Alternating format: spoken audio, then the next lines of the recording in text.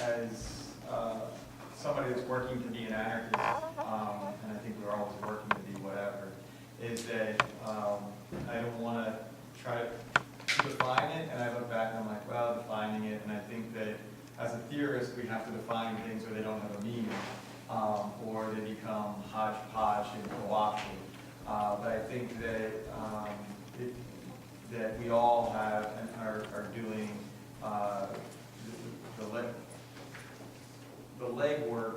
I guess not the foundation has been set. So I think that's so. What I wanted to do today is really speak about challenging ableism in the earth and animal liberation movements, right?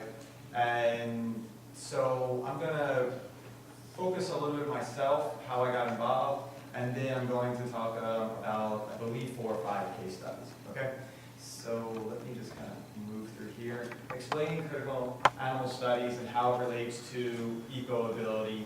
They're very similar, while critical animal studies really focuses on the liberation of non-human animals, and it's more of a field of study, so it's larger, more interdisciplinary, while eco-ability is more of a theory and a subfield within or among or around critical animal studies. And so that field emerged around in 2006 out of the idea that the animal liberation movement needed to be placed into higher education in the academy to provide legitimacy and serious discussion in an intersectional way, just similar to that of ethnic studies, women's studies, native studies, black studies, African American studies, et cetera, right? And so, you know, now it's a global initiative, and in that, a lot of people are trying to push this new concept of eco-ability into the consciousness of activists as well as academics. A little bit about my story and how I got into this, and you know, I kind of note a friend of mine, Richard Kahn. He says, "You need to write your dissertation on your life." And I said, "You know, I don't know what you're talking about." And he says, "You know, like how you connect with animals and the environment and disability." And you know, I started writing about these things, and he says, "Oh, this is it." And it really didn't make sense to me, and it still doesn't, on how these intersections connect and how they could connect in thousands of different ways. And I've only looked at them, and we've only looked at them in a multiple amount of ways in this conference today and as well as tomorrow. What it could be, because touching base with Norm, we, you know, briefly said, how many eco-feminist books are there? And there's got to be, you know, hundreds, if not 1,000 or so, right? Because we're thinking of a few of our colleagues and friends, and just in 2 alone, there's about 20. And so if that's 2 individuals, then how many articles, how many journals, how many organizations, how many conferences have really influenced and developed globally this movement of ecofeminism? And I think there's a lot to be done around the movement of eco-ability, this being the first, right? And hopefully a lot of discussion will be had. So at a very young age, before the 1st grade, I was diagnosed as having severe mental disabilities. I was the kid on the ground screaming and giving my mom headaches and my family, you know, frustrations. And bless their hearts, they didn't know what to do with me. And one thing that my father never allowed my family to do was medicate me or institutionalize me in a beyond school, which is a very repressive institution, but they never put me into a secure mental hospital. And but they did think about sending me to boarding school a few times, and they used that as a threat. So, and then I said my famous quote back to them, which they always know, is, "You made me, now you got to live with me." And I think there's some truth to that. And what we, you know, so my first few friends besides my family was nature. I felt really in peace when I went camping with the Cub Scouts and the Boy Scouts. You know, footnote LGBT, you know, issues, you know, we can talk about later. But it was a time that I hung out with the lakes and I hung out with the trees that I really felt at peace, and I didn't feel the anxiety. I didn't feel a need to communicate in a verbal human capacity that we all know. And so then my family adopted a cat named Sparkle, and today I have a scar from Sparkle. It's scratching my neck, picking Sparkle up and just scratching me, and then I had to go to the doctor and take care of it. But it was those individuals that I really started communicating with. They understood I was different. They understood I was, had my own uniqueness. And so, again, I saw the intersections of the environment, the disability, and the animals.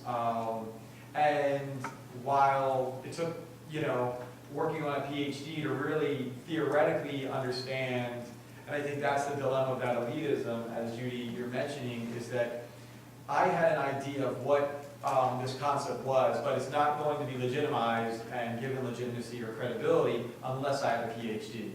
And only until I have a PhD, and possibly only from certain institutions, and in certain degrees and certain programs, that this degree or this concept can be developed and noted. It's interesting how professors make up words on a regular basis. And so I started doing that because I didn't know the words to make up, because I learned how to read and write really in the 11th grade. And before that, I was in segregated schools, and then 11th grade, in a small class in a segregated school, I learned how to read is dog and all that good stuff. And it was really liberating, but I didn't care about reading and writing and communicating with people in a written manner until I got involved in activism. And that's when I started sending emails to people and telling my friend and yelling at them because I was getting frustrated and saying, no, that's not what I meant in the email, send this. And I had like actual friends in front of computers at the library writing out emails for me when I was involved in the animal rights movement. If it was the Neiman Marcus campaign, or if we were protesting something else. And I understood interdependency and at that moment. And then today I'm, I guess, involved in a lot of different movements. And one book that recently came out, which you might all know about, it came out from AK Press. Liat Ben Moshe, myself, and AJ's in this book. We wrote a chapter, and the chapter was called Queer Crippling Anarchism. And I think it was a really significant contribution, because not too many people make the connection between disability and anarchism, and not too many people make the connection with all three.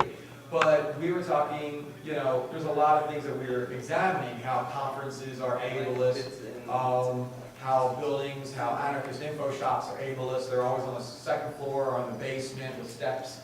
How the bookstore in itself is this anarchist info shop, which is all about taking down systems of domination and oppression. It has, book aisles that a wheelchair or is not accessible. The literature is not in Braille, et cetera, et cetera. I mean, we just go on and on.